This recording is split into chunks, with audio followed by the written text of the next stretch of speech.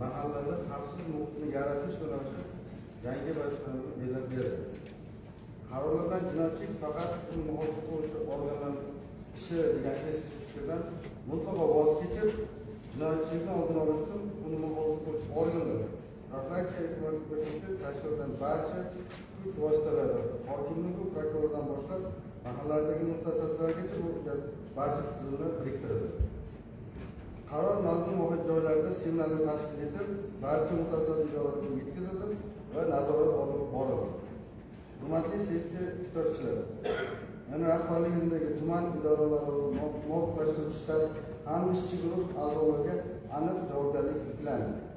Shtab tomonidan ikkinchi chorak uchun 294 ta amalga oshirish lozim bo'lgan asosiy maqsadni ko'rsatishdan rejasi 100% ga bajarilib, har bir mas'ul tomonidan elektron platformaga joylandi. Xususan 76 video kuzatuv, BTZ va avtoraqamlarni ta'min qiluvchi kameralar, 18 ta zamonaviy domofonlar, 7 ta tashvish tugmalari o'rnatilib, 150 ta obyektga keyingi qo'llovga olindi. Mahallalarda 15 ta namunaviy xavfsiz ko'cha va 10 ta namunaviy xavfsiz uy tashkil etildi. Shu bilan birga kriminalga vaziyat og'ir bo'lgan mahallalarda aholining ijtimoiy maishiy muammolarini hal etish borasida mahalliy hokimliklarning mas'uliyatlari oshirildi. Amalga oshirilgan ishlar natijasida oldini olish mumkin bo'lgan jinoyatlar 35%, mahallada oldini olish mumkin bo'lgan jinoyatlar esa 29% ga kamaydi. Tumandagi 56 ta mahallaning 40 tasida jinoyat sodir etilmagan bo'lsa, 15 ta jinoyatlar qisqardi. Oldini olish mumkin bo'lgan jinoyatlardan o'g'irlik 20% ga, firibgarlik 71% ga, o'rtacha og'ir tan jarohati yetkazish 75% ga, yo'l transport hodisasi 53% kamayishga erishildi. Shuningdek, og'ir tan jarohati yetkazish, talonchilik, bosqinchilik, transport vositasini olib qochish, yengil tan jarohati yetkazish bilan bog'liq jinoyatlar umuman sodir etilmadi. Yoki yoshlar va muqaddam sudlangan shaxslar tomonidan sodir etilgan jinoyatlar kamaytirilishga erishildi. Hurmatli deputatlar, PK 111 qaror asosida shaxsan o'zim va ichki ishlar bo'lim rahbari tomonidan har oyda sodir etilgan jinoyatlar hamda ularni oldini olish borasida aholiga murojaatlar qilinyapti. Jumladan, ommaviy axborot vositalari, internet, ijtimoiy tarmoqlar orqali aholiga jami 30 dan ziyod profilaktik ogohlantiruvchi murojaatlar qilingan. Hokimlik, muhofaza qiluvchi va boshqa idoralar hamkorligida 100 dan ortiq profilaktik tadbir va uchrashuvlar o'tkazildi. Sodir etilgan jinoyatlarning asl sabab va omillarni aniqlashtiruvchi biriktirilgan vakillar tomonidan 114 ta muhokamalar olib borildi. Albatta, ushbu natijalarimiz tahsinga sazovor bo'lsa, lekin ayrim mas'ullar tomonidan o'zlariga yuklatilgan vazifalarga sovuqqonlik bilan qarab turli soxtakorlikka qo'l urilishi kuzatildi. Xususan, tuman hokimi birinchi o'rinbosari Toshpo'latov tomonidan o'tgan 6 oy davomida 18 ta mahallada uchrashuvlar o'tkazilib, ijtimoiy maishiy tusdagi muammolar o'rganilgan hisobot taqdim etilgan. O'rganishda esa qaror talab qiluvchi yoshlar, ayollar, ishsizlarga nisbatan belgilangan ijtimoiy profilaktika chora-ahvoli o'rganilmagani, ularning ijtimoiy maishiy muammolari esa hal etilmagani va manzilli chora-tadbirlar ishlab chiqilmaganligini ko'rsatdi. Boz ustiga, o'tgan 6 oy davomida tumanda 10 ta ijtimoiy maishiy tusdagi jinoyatlar sodir etilgan bo'lsa-da, ularning birortasida ishtirok etmagan va muammolar hal etilmagan. Achinarli tarafi, Toshpo'latov jinoyat sodir etilmagan yashil toifadagi mahallada yig'ilish o'tkazishimizga odat tusiga kiritib olgan. Davlat rahbari tomonidan jon kuydirib, bomba urilayotgan dolzarb masalaga bunday yondashuvlar mas'uliyatsizlik va ko'zbo'yamachilikdan boshqasi emas. Hurmatli sessiya ishtirokchilari, ijtimoiy profilaktika tizimini amalga oshirish mexanizmi aniq belgilab berilganiga qaramay, yettili vakillar hanuzgacha mas'uliyat ichiga kirmagan. Ijtimoiy profilaktika tadbirlar o'tkazish belgilangan 4931 ta muammolarning 1550 tasi yoki 35% umuman hal etilmagan. Bundan tashqari, axborot tizimida 210 ta xulosalar yettili vakillar tomonidan qabul qilinmagan va ijroga qaratilmagan. Ijro qaratilgan xulosalar hokim yordamchilaridan 100 ta, ijtimoiy xodimlar 81 ta, xotin-qizlar 24 ta, yoshlar yetakchisi 5 tani tashkil qiladi. Yana bir jiddiy masala. Jinoyat sodir etishga moyil bo'lgan shaxslarni oldindan aniqlab, ularni ijtimoiy profilaktika olish faoliyati ham to'g'ri yo'lga qo'yilmagan. Jumladan, sodir etilgan 11 nafar yoshlar, 5 nafar voyaga yetmagan, 4 nafar ayollarning deyarli yarmi ijtimoiy profilaktikaga olinmagan. Asosiy xavf toifadagi shaxslar profilaktika inspektori tomonidan chetda qoldirilgan. Shu holatlarni yetirish vakillarining yuqori turuvchi rahbarlari shuncha ko'zi belgilangan talablarni lozim darajada bajarmasdan kelishmoqda. Hurmatli deputatlar, e'tiboringizni og'riqli bir holatga qaratsangiz. Voyaga yetmaganlar o'rtasida erta homiladorlik va tug'ruq holatlari ko'payib borishi, bu borada ham jiddiy bo'shliqlar borligi yaqqol namoyon qildi. Joriy yil 6 oyda Ko'zansoy tumanida yashab kelgan voyaga yetmagan shaxslar o'rtasida 2 ta erta tug'ruq va 1 ta erta homiladorlik holatlari aniqlanib, e'tiborga o'tkazilgan ikki barobarga ortgan. Ayniqsa 15-16 yoshdagi o'smir qizlar o'rtasida tug'ruq holatlari hech bir so'z bilan izohlab bo'lmaydi. Aniqlangan holatlar bo'yicha jinoyat ishi qo'zg'atilib, hozir tergov harakatlari olib borilmoqda.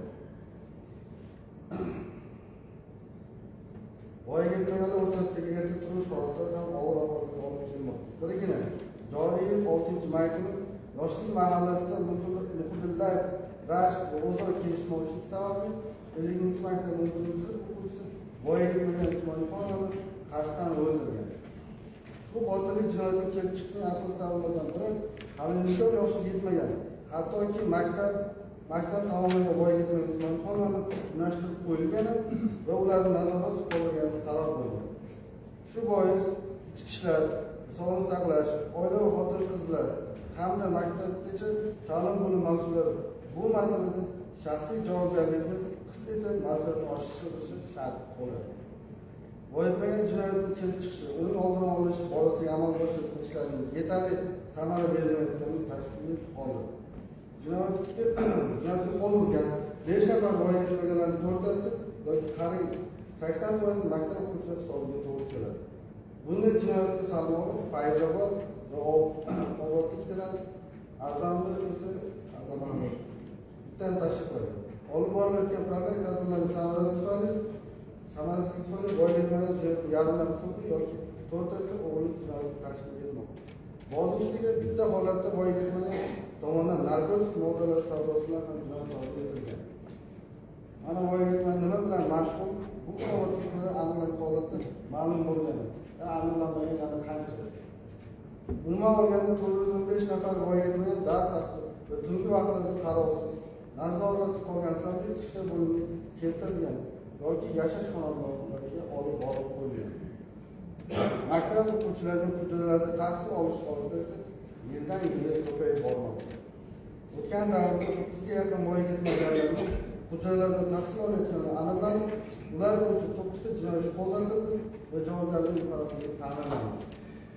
Ularga ta'limni mas'ul idoralar bilan vaziyatga barham berish choralarini ko'rishimiz lozim bo'ladi.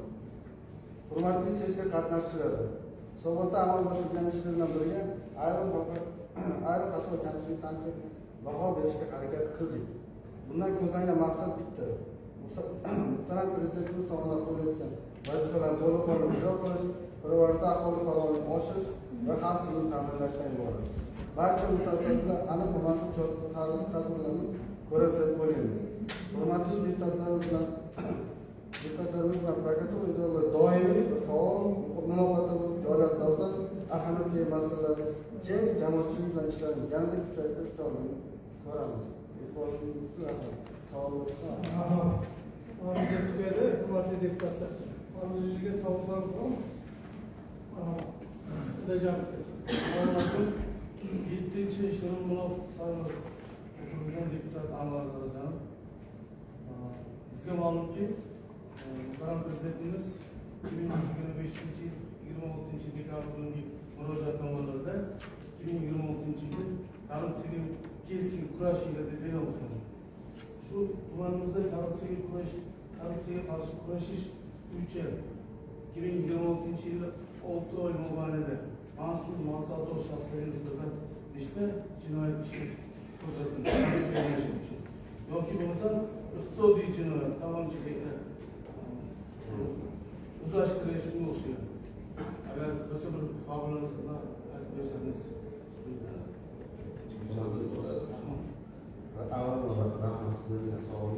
Hozirda aniq tabulasi yo'q. Bizga ma'lumotimizga shu ma'lumotga ko'ra ikkita holatda korrupsiya holatida ish qo'zg'atilgan, ko'chalarni holatda ish qo'zg'atilgan. Lekin hozirgi holatda mana aniq tabulasi ma'lum emas. Keraksa sizga qo'shimcha ma'lumot taqdim qilamiz. Yana bo'lmi? 12 lavozim saylov deputati savol emas, iltimosim bor. Hurmatli prokurorimizdan Hurmat Oqurich xabaringiz bor. Tumanda bitta axborot kutubxona markazimiz bor. 230 mingdan ortiq kitob bor. Bir necha marta endi u kasb-hunar pedagogika kollejini qoshida boshlagan 2020-yilda ochganmiz. Endi hozir bir necha marta bularning o'rtasida munosabat buzilgan, borib architekt qo'yamiz, yana kredit qo'yamiz. Hozir mana bu ijaraga bergan, xususiy maktab buni ijaraga olgan. Hozir 10-kuni ularni sudga berdi, mana o'rtada ham o'zlarini chaqirdi. 10-kuni sudga chaqirdi, binoni bo'shatib chiqib ketdilar. Endi men nimani iltimos qilmoqchiman?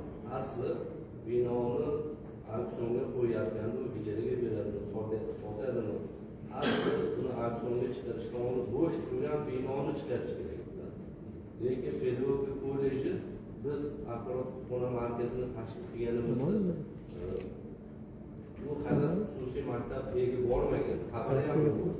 Men demoqchimanki, buni balki korrupsion omillari bor.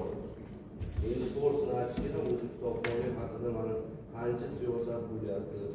Aslida bitta narsani tahlil qilishimiz kerak. 13 ta rayonda, atigi 5 ta tumanda shunaqa kutubxonalar bor.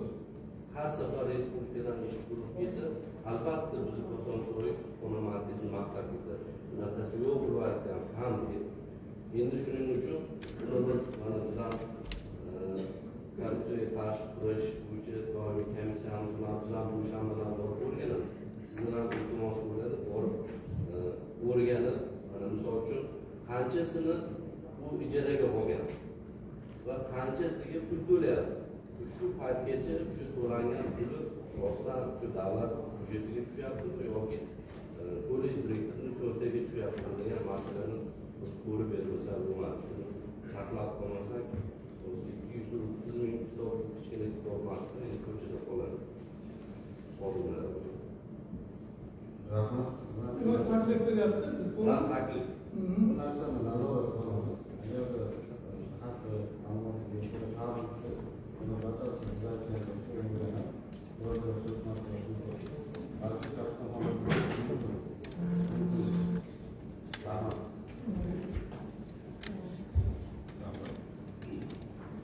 Bizda hurmatli deputatlar, e'tibor bilan masalan o'ta umumiy hisoblovni e'tibor bo'lmay, mana e'tibor bilan quloq solinglar. Bu sohada biz qaror loyihasini tayyorladik va sizlarga tarqatganmiz.